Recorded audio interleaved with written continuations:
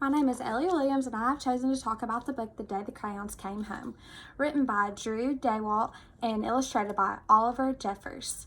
In this book, Duncan has all of these crayons that he uses to color with. And one day he was coloring with all of his crayons, and he received a stack of postcards written to him by all of the past crayons that he has used to color with. He has hurt these crayons and broken these crayons and pushed them to their limits, and they have decided that they would write to Duncan and explain to them how they feel.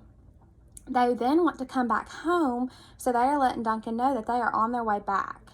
And then Duncan has to come up with this big grand idea about what he's going to do to help these crayons get back.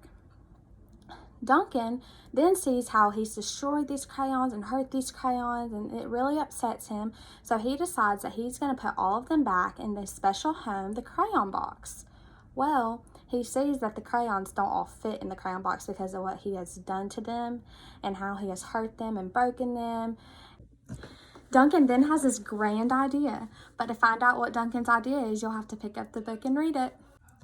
The illustrations in this book are awesome. Each page is connected to each letter that is written by the crayons. So like right here, you can see that this one is written by the maroon crayon, and it's written in maroon letters.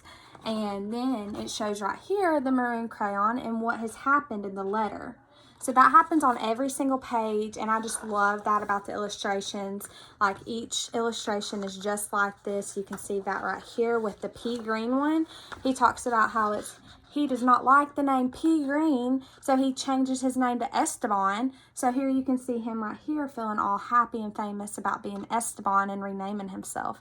And I just think that that's really cool how the illustrator goes along and does this with each of the postcards that are written. He does this with each illustration that he's drawn.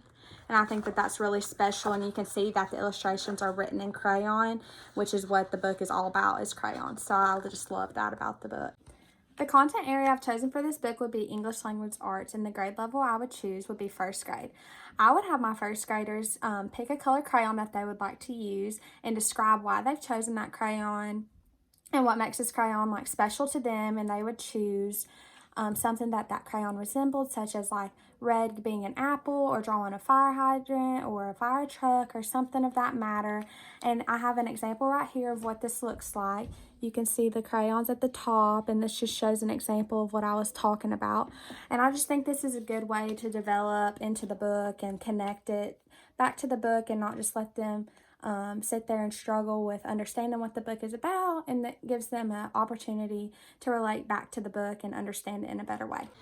This book is such a good book, and if I had a student in my class that had special needs and had a hard time reading and understanding a book, I would get this book on an audio tape and let them listen to the book while we read along in the class. I just think that's such an awesome way for the students to be able to be included in the class and just be on the same page as the class, although they don't really have the ability to actually read the book, that they can still understand the book and comprehend exactly what everyone else is comprehending. And then if they needed help with an activity, we could go into just maybe coloring their favorite color and then telling me why they chose this, and maybe what their favorite thing was, maybe like purple for grapes, or purple for a dinosaur, or just something like that. I just feel like this is a really good way to help include someone that had special needs. That's all I really got for y'all today, and I hope y'all decide to pick up this book and enjoy the read as much as I did, and I hope y'all have a great day.